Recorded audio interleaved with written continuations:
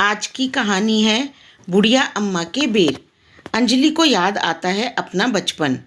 अंजलि एक छोटे से गांव की लड़की है, लेकिन वह छोटे से गांव की होकर भी मेहनत करके इंजीनियर बन गई। अंजलि को पढ़ाई के बाद अच्छी सी नौकरी मिल गई। उसने अपने पिता के गांव में कक्षा 5 तक की पढ़ाई पूरी की।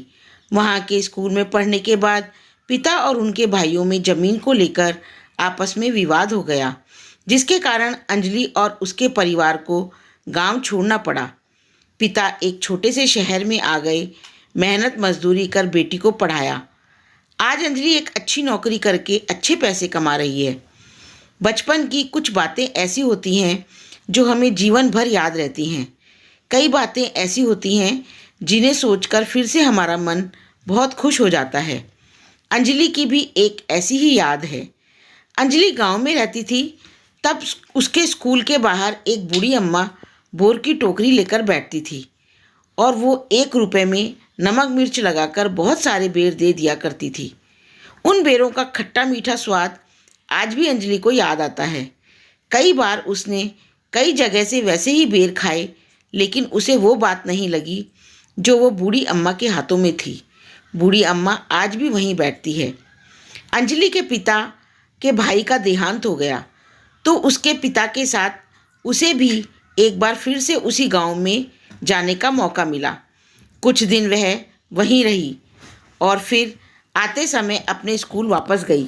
उसे लगा कि वो एक बार अपने बचपन का स्कूल देखकर ज़रूर आएगी।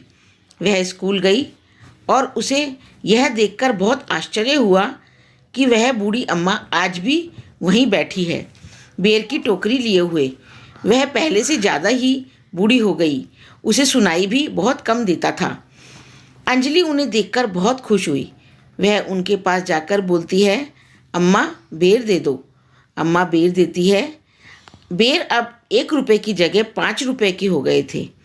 अंजलि ने उन्हें 500 का नोट दिया। अम्मा लड़खड़ाती जबान में बोली, बेटी इतने में तो मेरी 20 टोकरियाँ आ जाएंगी। अंजलि अम्मा के पास बैठ गई। कहा, अम्मा रख लो, इतने साल आपके बेर की बहुत याद आई। बूढ़ी अम्मा बोली, बेटी 20 साल से मैं यहीं बैठती हूँ। कभी कभी कोई तुम्हारी तरह आ जाता है तो अच्छा लगता है, वरना मुझे तो कब के मेरे बच्चे भी भूल गए, पता नहीं अब कहाँ हैं। मैं भी इन बच्चों को देखती हूँ तो मुझे बहुत अच्छा लगता है। बेर तो बहाना है। जब छोटे छोटे इन जैसे बच्चे मुझे अम्मा बोलते हैं तो कलेजे को ठंडक मिलती है। अम्मा बोलते बोलते रोने लगी। अंजलि को तो रोना आ गया। अंजलि बोलती है, अम्मा अब तुम्हारी ये बच्ची तुम्हारा ख्याल रखेगी। अंजलि ने अपने गांव के रिश्तेदार से बोलकर अम्मा के रहने का इंतज़ाम करवा दिया। अंजलि की मदद से अम्मा को अब खाने और रहने की कोई परेशानी नहीं थी। लेकिन बूढ़ी अम्मा अभी भी टोकरी लेकर स्कूल के बाहर जाती है, बच्चों को देखने, उनके जीवन में खट्टी मीठी यादें बनाने। यदि यह कहानी आपको अच्छी लगी तो इसे लाइक, सब्सक्राइब और शेयर ज़रूर करें। धन्यवाद।